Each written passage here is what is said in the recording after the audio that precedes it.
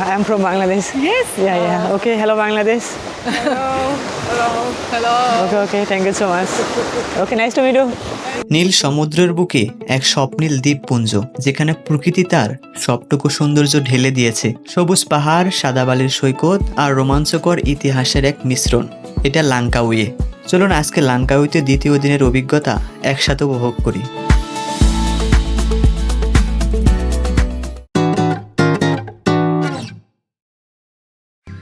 সকালটা শুরু হলো এক অনন্য সৌন্দর্যে। সমুদ্রের গর্জন, পাহাড়ের নীরবতা আর ভোরের শান্ত বাতাস, সোনালী সূর্যের আলো এবং বাতাসে একরকম শান্ত অনুভূতি, যেন প্রকৃতি তার নতুন দিনের স্বাগত জানাচ্ছে। এই সকাল যেন এক স্বপ্নের মতো। একটু ফ্রেশ হয়ে সকালের নাস্তা সেরে আমরা রওনা দিলাম আজকের মূল অ্যাডভেঞ্চারের দিকে। আজকে আমাদের লঙ্কাইতে দ্বিতীয় দিন। তো আজকে আমাদের প্ল্যান হচ্ছে, আমরা প্রথমে ব্রেকফাস্ট করলাম, এখন আমরা একটা আইল্যান্ড হোপিংয়ে যাব। আইল্যান্ড হোপিং হচ্ছে আমাদেরকে একটা সমুদ্র স্টিমারে করে ঘুরে দেখাবে। সমুদ্রের অনেকগুলো ভিউ পয়েন্ট আছে, সেগুলো ঘুরে ঘুরে দেখাবে। রেস্টুরেন্টে খাওয়া শেষ করে আমরা মাত্র 10 মিনিটের মধ্যে আমাদের গন্তব্যে চলে আসি। আমাদের দ্বিতীয় দিনের অ্যাডভেঞ্চার হচ্ছে আইল্যান্ড হোপিং। আমাদের আইল্যান্ড হোপিং এর জন্য টিকিট আগে থেকেই বুক করা ছিল। আপনারা এখানে এসেও টিকিট কাটতে পারেন। পার পারসন টিকিটের প্রাইস পড়বে 50 থেকে 60 রিঙ্গিত। যেহেতু আমাদের টিকিট বুক করা আছে, যার কারণে আমাদের হাতে শুধু একটি করে ব্যাচ কার্ড পরিয়ে দেয়। আর এই জায়গাতে অনেক বেশি মানুষ, কারণ লাঙ্কাইতে যারা যারা ঘুরতে আসে তারা সবাই এই আইল্যান্ড হোপিং এ অংশগ্রহণ করে। সো আপনারা আসলে একটু সকাল সকাল আসার ট্রাই করবেন।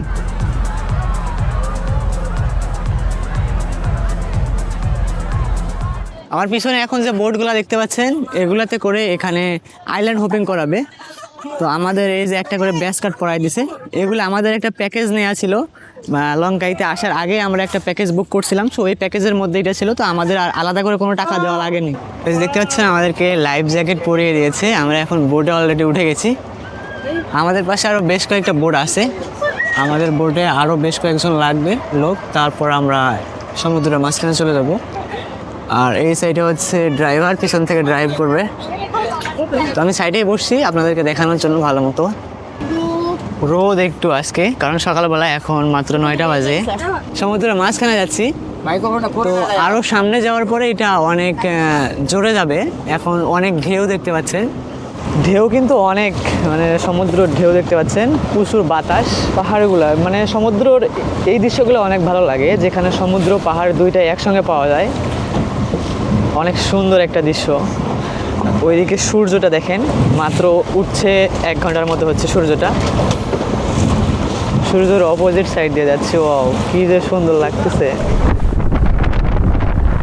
তারপর স্পিড বোট ছুটে চলছে গভীর নীল সমুদ্রের বুকে। চোখের সামনে শুধু নীল জলরাশি আর পাহাড়ের সারি, ঢেউয়ের ছন্দময় নাচন, বাতাসের শীতল স্পর্শ আর চারপাশে বিস্ময়কর প্রাকৃতিক দৃশ্য, সব মিলিয়ে এক অনন্য অভিজ্ঞতা। চারিদিকে সুউচ্চ সবুজ পাহাড়, যেন প্রকৃতির নিজ হাতে আঁকা এক অপূর্ব চিত্রকর্ম। পাহাড়ের গায়ে সাদা মেঘের ছোঁয়া, যেন এরা আকাশ ছুঁতে চায়। এই অপরূপ দৃশ্য দেখে মনে হচ্ছিল সত্যি প্রকৃতির সৌন্দর্যের কোনো শেষ নেই।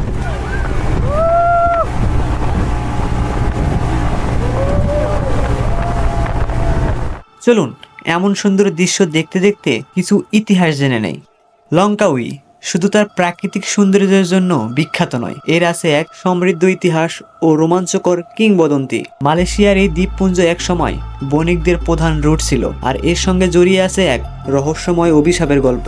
কথিত আছে 1800 শতকে মহাসুরী নামের এক সুন্দরী নারীর উপর মিথ্যা অপবাদ দেওয়া হয়েছিল। তাকে অন্যায়ভাবে মৃত্যুদণ্ড দেওয়া হয়। তার মৃত্যুর আগে তিনি এই দ্বীপকে 7 প্রজন্মের জন্য অভিশপ্ত করে যান। এরপর থেকে লাঙ্কাউই বহু বছর ধরে দুর্ভিক্ষ, যুদ্ধ ও বিপর্যয়ের সম্মুখীন হয়েছিল। 1945 সালের পর এই দ্বীপ ধীরে ধীরে পুনরায় গড়ে ওঠে। এখন এটি মালয়েশিয়ার অন্যতম পর্যটন কেন্দ্র, যেখানে প্রাকৃতিক সৌন্দর্যের সাথে মিশে আছে অতীতের গল্প।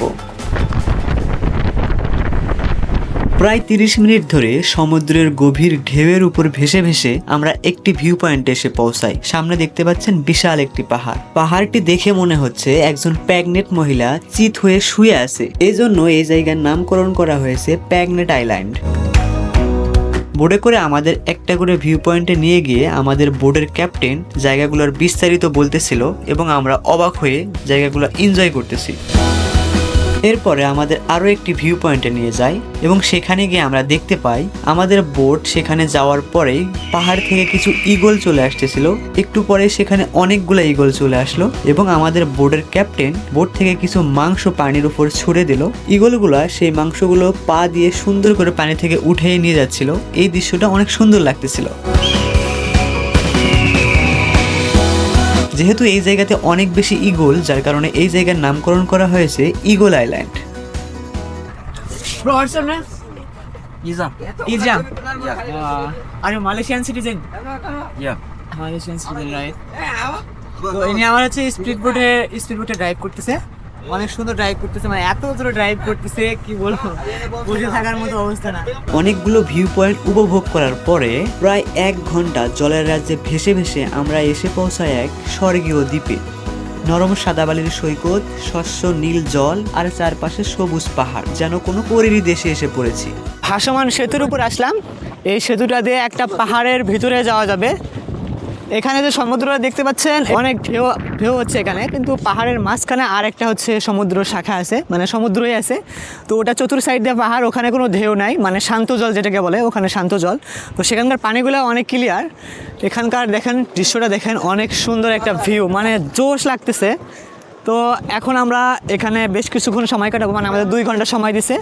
আমাদের বোটগুলা এখানে আমাদের নামাই দিয়ে গেল, গিয়ে আবার অন্য লোক নিয়ে আসতে গেছে। তো তারা আমাদেরকে 2 ঘন্টা সময় দিয়েছে, আমরা 2 ঘন্টা সময় এখানে স্পেন্ড করবো। দেন আমরা এখানে সুইমিং করবো, দেন এখানে কী কী আছে সব কিছু আপনাদের দেখানোর ট্রাই করবো, আর এখান থেকে ড্রোন ফ্লাই করার চেষ্টা করব। তো চলেন আমরা একদম পাহাড়ের ভিতরে গিয়ে তারপর আপনাদেরকে নেক্সট ভিডিও দেখাচ্ছি। এখানে আসলে একটি ভাসমান সেতু দেখতে পাবেন। আমাদেরকে সমুদ্রের মাঝখানে এই সেতুটির উপর নামিয়ে দিল। আমরা সেতুটি দিয়ে হেঁটে সমুদ্রের কিনারে যাচ্ছিলাম। হাঁটতে বেশ ভালোই লাগতেছে, আবার একটু করে ভয়ও লাগতেছে, কারণ ঢেউয়ের কারণে সেতুটি অনেক বেশি দুলতেছিল। এখানে এই সেতুটি দেওয়ার কারণ হচ্ছে এখানকার পানিগুলো অনেক বেশি নীল এবং ক্লিন। যদি স্পিড বোটগুলি কিনারে গিয়ে আমাদেরকে নামিয়ে দিত, তাহলে পানিগুলো এত বেশি নীল থাকবে না, যার কারণে সমুদ্রের মাঝখানে আমাদেরকে নামিয়ে দিল।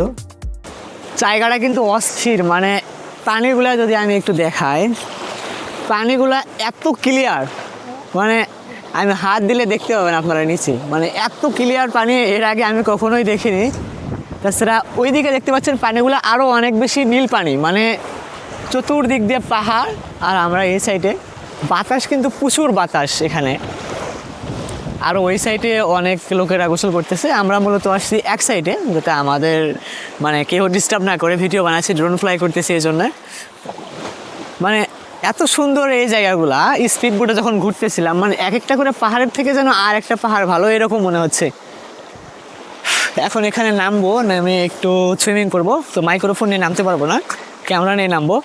তো আপনাদেরকে দেখাচ্ছি পানিটা অ্যাকচুয়ালি কতটা ক্লিয়ার। এখন পানিতে নামবো।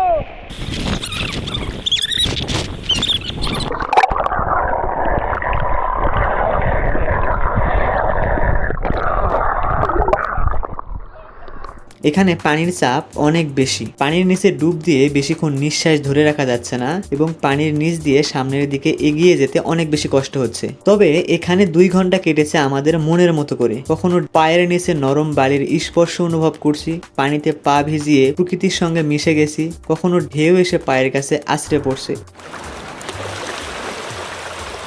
তবে সব থেকে বেশি এনজয় করছি আমরা ভাসমান সেতুটির উপর বসে সমুদ্রে পা দিয়ে গল্প করতেছিলাম। তো সে সময় সামুদ্রিক কিছু মাছ এসে আমাদের পায়ে শিরশিরি অনুভূতি দিচ্ছিল। এই বিষয়টা আমরা অনেক বেশি এনজয় করছি।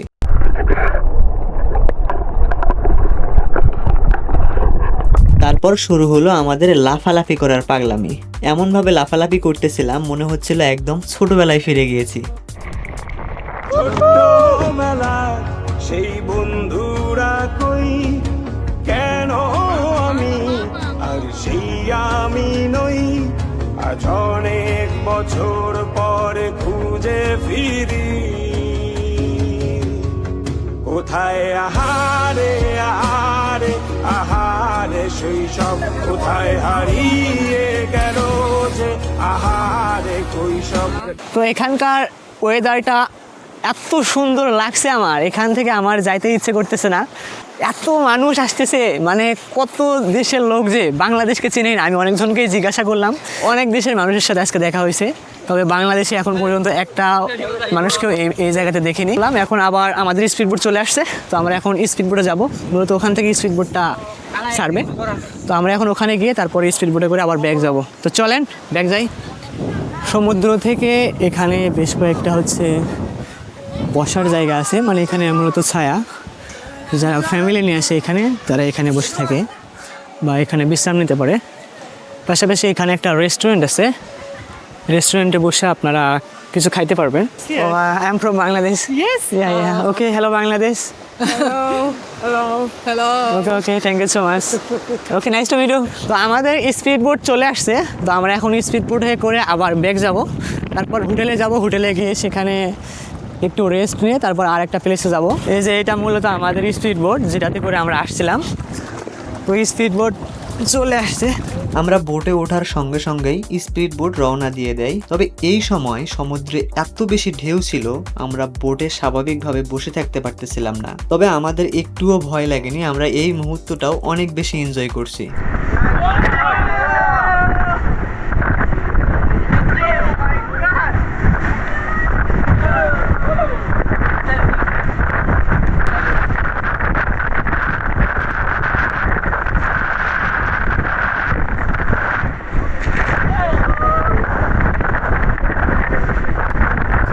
আমরা ফিরিয়ে আসার সময়ও বেশ কিছু ভিউ এনজয় করি। এই আইল্যান্ড হোপিং এর সৌন্দর্যের যেন কোনো শেষ নেই, যতই দেখছি ততই প্রেমে পড়ে যাচ্ছি।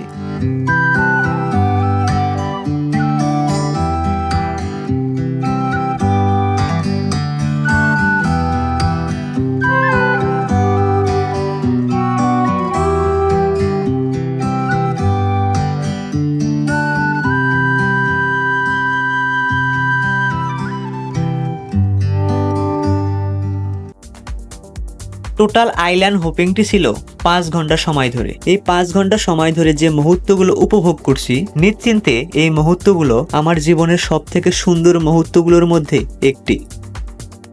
আইল্যান্ড হোপিং শেষ করে বোর্ড স্টেশনে আসলাম, এসে অবাক। আমরা বোর্ডে ওঠার আগে একজন ফটোগ্রাফার আমাদের একটা করে সিঙ্গেল ফটো উঠাইছিল। আমাদের আইল্যান্ড হোপিং শেষ করে এসে দেখি সেই ফটোগুলো সুন্দর একটা ফ্রেমে প্রিন্ট করছে। এই ফটোগুলো নেওয়ার জন্য আমাদেরকে 10 রিঙ্গিত করে পে করা লাগছে, তবে ফটোগুলো অনেক সুন্দর হয়েছে। এই ট্যুরে এই ফটোগুলো স্মৃতি হয়ে থাকবে। আইল্যান্ড হোপিং শেষ করতে করতে আমাদের দুপুর 2টা বেজে যায়। এই মুগ্ধতা কাটিয়ে আমরা ফিরে এলাম মূল শহরে। দুপুরের ক্ষুধা জেগে বসেছে, তাই এক রেস্টুরেন্টে গিয়ে মালয়েশিয়ান সুস্বাদু খাবারের স্বাদ নিলাম। আমরা মালাই খাবার খেতে অভ্যস্ত না, এজন্য এই ট্যুরে আমরা সব থেকে বেশি খেয়েছি বিরিয়ানি। আপনারা যদি লাঙ্কাইতে ঘুরতে আসেন তাহলে আমি হাইলি রিকমেন্ড করব, আপনারা প্রত্যেকটা রেস্টুরেন্টে পাবেন অরিজিনাল কিছু ফলের জুস, যেগুলি আমার কাছে সব থেকে সুন্দর লাগছে। আমরা প্রতিদিনই এক একটা করে আইটেম ফলের জুস ট্রাই করছি, আপনারা ওইটা ট্রাই করবেন, আশা করি অনেক ভালো লাগবে। কারণ অরিজিনাল ফল থেকে আপনাকে জুস বানাই দেবে, এই জুসগুলোতে কোনো কেমিক্যাল থাকবে না, খেতে অনেক সুস্বাদু।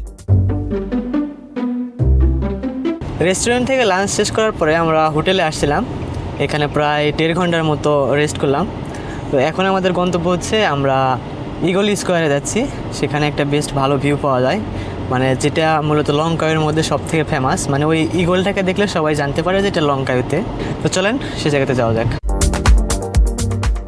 বুকের ভিতর অ্যাডভেঞ্চারের উত্তেজনা নিয়ে আমরা পৌঁছালাম ইগল স্কোয়ারে। বিশেষ এক ইগল মূর্তি আকাশের দিকে ডানা মেলে দাঁড়িয়ে আছে, যেন উড়তে প্রস্তুত। এটি শুধু একটি স্থাপনা নয়, লাঙ্কাউইয়ের প্রতীক। ইগল এখানকার স্বাধীনতা আর শক্তির প্রতীক। আমি এই মুহূর্তে অবস্থান করতেছি ইগল স্কোয়ারে, দেখতে পাচ্ছেন এটা লংকাইয়ের মধ্যে সব থেকে ফেমাস একটি জায়গা। এখানে এখন অনেক বেশি রোদ, যার কারণে আসলে আমি বেশি ভিডিও নিতে পারতেছি না, তবে একটু পরে এখানে ড্রোন ফ্লাই করব আর এই জায়গাটি সম্পর্কে আরও বিস্তারিত বলবো।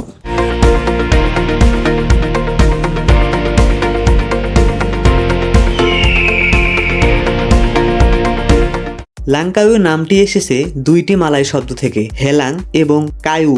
হেলাং অর্থ ইগল আর কায়ু অর্থ লালচে বা বাদামি রং। এক সময় এই দ্বীপে প্রচুর লালচে বাদামি রঙের ঈগল দেখা যেত, যা এখানকার প্রকৃতির সঙ্গে গভীরভাবে জড়িয়ে আছে। সেই ইতিহাসের প্রতীক হিসাবেই লাঙ্কাউইয়ের এই বিখ্যাত ঈগল স্কোয়ারে তৈরি করা হয়েছে বিশেষ এক ঈগল মূর্তি, যা আজও লাঙ্কাউইয়ের ঐতিহ্যকে বয়ে নিয়ে চলছে।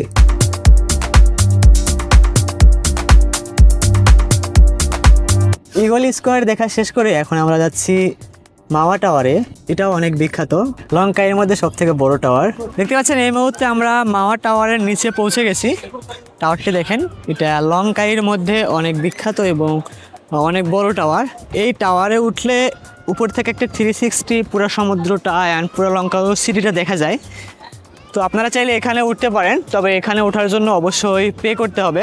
এখানে এছাড়াও আরও অনেক অ্যাক্টিভিটিস আছে এই এরিয়াটাতে। এখান থেকে মেন যে ভিউটা পাওয়া যায় এটা হচ্ছে একটা সামুদ্রিক, মানে পুরো সমুদ্রের মধ্যে অনেকগুলো লঞ্চ, দেন অনেকগুলো কিছু দেখা যায়। তো আমি এই জায়গাতে এখন মূলত ড্রোন ফ্লাই করব। ড্রোন ফ্লাই করে আপনাদেরকে পুরো টাওয়ারটা দেখাবো, তাহলে অনেক ভালো দেখতে পাবেন।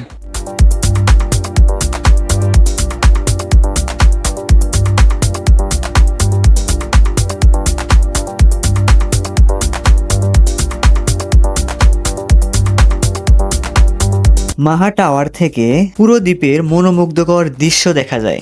দেখতে পাবেন সমুদ্রের বুকে শত শত লঞ্চ, সমুদ্রের চতুর্পাশে সারি সারি পাহাড়। এখানে আমরা এমন একটা সময় এনজয় করতেছি, বলতে পারেন আজকের দিনের মধ্যে সব থেকে শেষ এবং সুন্দরতম একটি মুহূর্ত, কারণ এখান থেকে সূর্যাস্ত দেখা যায়। এই সূর্যাস্ত দেখার প্ল্যান আমাদের আগে থেকেই করা ছিল এবং আমরাও সঠিক সময়ে এসে পড়েছি। সূর্যটা ধীরে ধীরে ডুবে যাচ্ছে সমুদ্রের গা ঘেঁষে থাকা পাহাড়ের ওপারে। আলোটা বদলে যাচ্ছিল মুহূর্তে মুহূর্তে, সোনালি থেকে কমলা, আর তারপর একরাশ নীল অন্ধকার। আমি চুপচাপ তাকিয়েছিলাম, যেন সময়ের স্রোত থেমে গেছে। প্রতিটা সূর্যাস্ত আমাকে কিছু শিখিয়ে যায়। নতুন একটা দিন শেষ হওয়া মানেই শেষ না, বরং এক নতুন গল্পের শুরু। ভ্রমণ শুধু জায়গা দেখা নয়, এমন মুহূর্তগুলোকে হৃদয়ে ধরে রাখা। এই মুহূর্তে, এই দৃশ্য, এই সূর্যাস্ত আমি কোনোদিন ভুলবো না। সূর্যাস্ত দেখতে দেখতে মুহূর্তেই সন্ধ্যা হয়ে যায়, আর সন্ধ্যার পরিবেশটা হয়ে উঠল আরো রোমাঞ্চকর।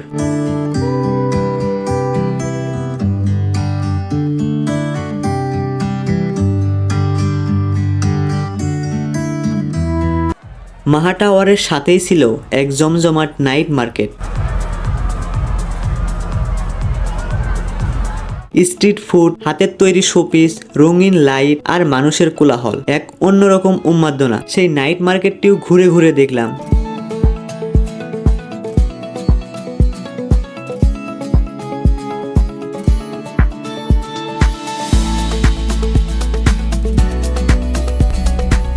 একটা দিন কিভাবে এত রঙে রঙিন হতে পারে, লাঙ্কাউই সে উত্তর জানে।